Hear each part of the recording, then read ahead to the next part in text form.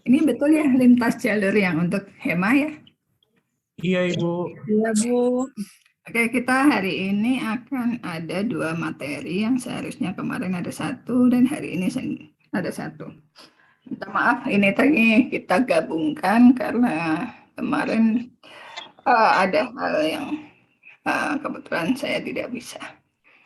Oke, kita mulai ya. Bismillah. Oke, untuk pewarnaan Sudan Black Bee.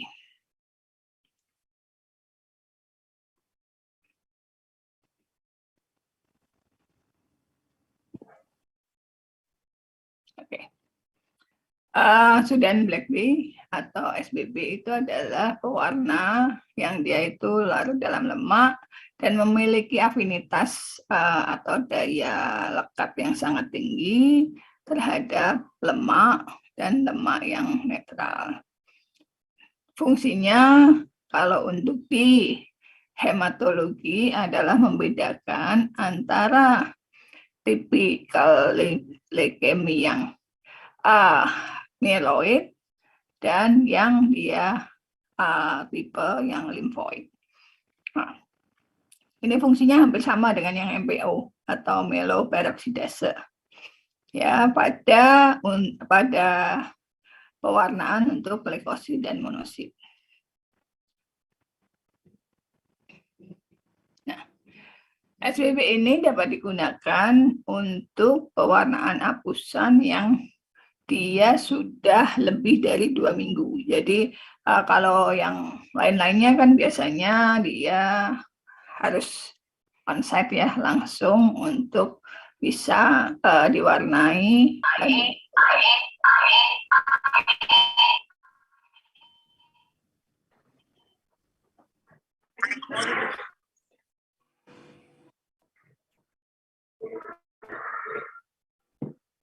Ada yang bisa di-mute? Yang tidak terpakai, yang tidak akan diskusi. Terima kasih. Nah, SBB ini dia akan mewarnai butiran azurofilik dan spesifik pada neutrofil. Sementara dia kalau MPO itu hanya yang mempunyai butiran azurofilik saja, neutrofil tidak bisa. Nah, kelebihan dari SBB ini juga adalah dia biasanya dia akan catnya itu akan memudar.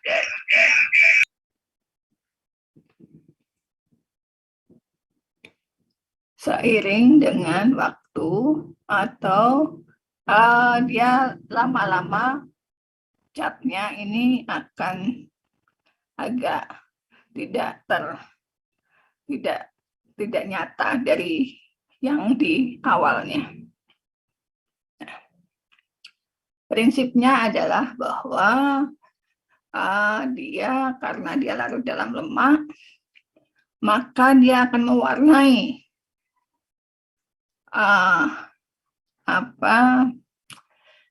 sediaan yang mempunyai kandungan lipid. Seperti dia punya sterol, lemak netral, ataupun fosfolipid. Nah, ini akan muncul di butiran-butiran azurofilik. Ya, pada sel-sel yang golongan melositik ataupun juga pada lisosom dari sel yang monositik. Nah, karena dia itu pigmennya, karena dia itu warnanya itu biru kehitaman ya. Jadi pada saat dia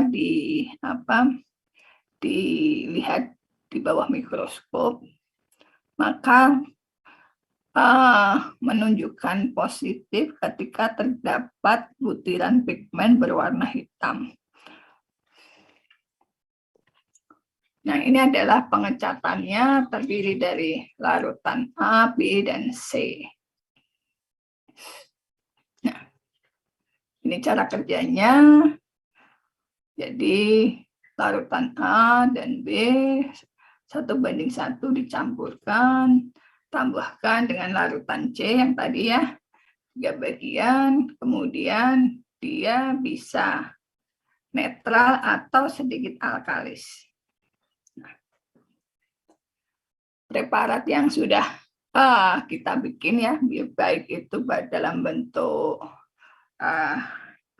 spread ataupun satunya apa? Bentukan dari preparat.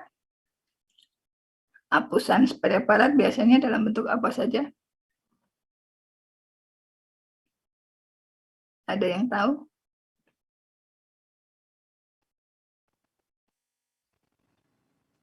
Oke, nanti dicari ya. Jadi preparatnya yang sudah dikeringkan, sudah agak mengering gitu, kita fiksasi dulu dengan uap formalin. Jadi ditaruh di dalam sebuah wadah selama 5-10 menit. Kalau sudah, kemudian dicuci dengan aquades, dikeringkan, kemudian direndam dalam larutan kerja yang tadi ya ada larutan A, B, C, kemudian ditutup dalam petrinya selama 30 menit. Kemudian kita buang sisa cat, kemudian kita rendam dengan alkohol 70% selama 2 menit. Habis itu kita cuci lagi, kemudian kita kasih safranin 1% selama 10-30 detik, cuci lagi, baru kemudian kita keringkan. Untuk SBB sarannya adalah tidak di-mounting.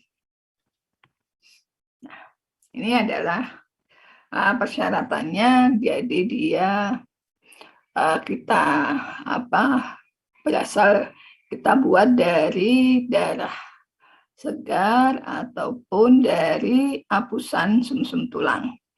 Rata-rata kita biasanya pakainya adalah yang ini adalah karena pemeriksaan pengecatan yang khusus. Ya biasanya juga dilakukan untuk sebuah tindakan yang khusus. Contohnya adalah untuk kegiatan pengambilan sumsum tulang ini ya preparat yang dari sediaan yang berasal dari sumsum tulang itu. Nah, bisa BMP, bisa BMP ya, bisa biopsi, bisa aspirasi. Nah, untuk fiksasinya kita pakai larutan formaldehid ya tadi ya, dalam bentuk diuapkan. Kemudian kita juga kasih untuk etanol. Kemudian kita juga ada buffer etanolnya berasal dari larutan kristal fenol. Kemudian ditambah air suling. Kemudian untuk pewarnaan itu biasanya bisa terjadi beda-beda satu preparat dengan preparat lain tergantung dari komposisi warnanya ya. Ini adalah prosedurnya yang tadi ya, difiksasi, kemudian cuci, kemudian taruh dalam larutan pewarna, kemudian dikeluarkan,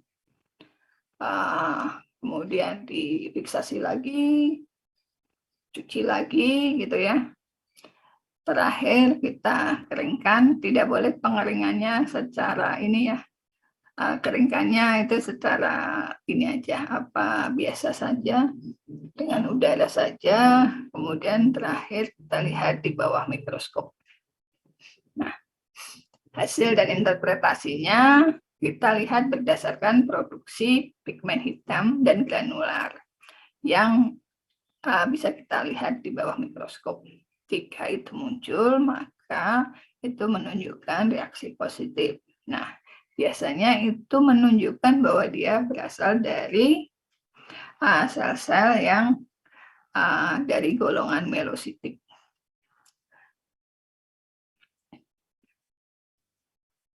Nah, biasanya karena dia menunjukkan golongan melositik, otomatis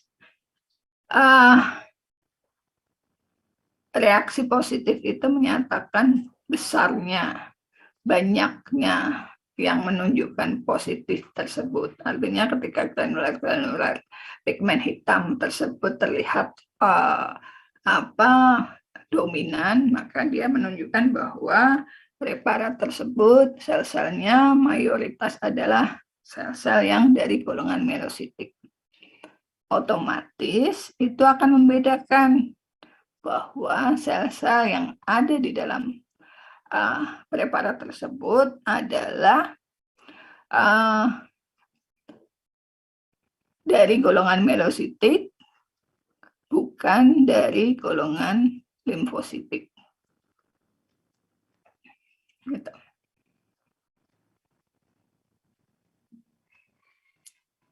Nah, untuk golongan yang ALL itu biasanya akan ada akan ada sedikit ada rancu sedikit, karena biasanya sel blastnya itu dia akan menunjukkan reaksinya pada pemeriksaan di SBB bisa menunjukkan reaksinya adalah positif. Tetapi secara umum untuk yang kasus bukan akut itu biasanya akan menunjukkan reaksinya negatif jika dia merupakan golongan dari limfositik.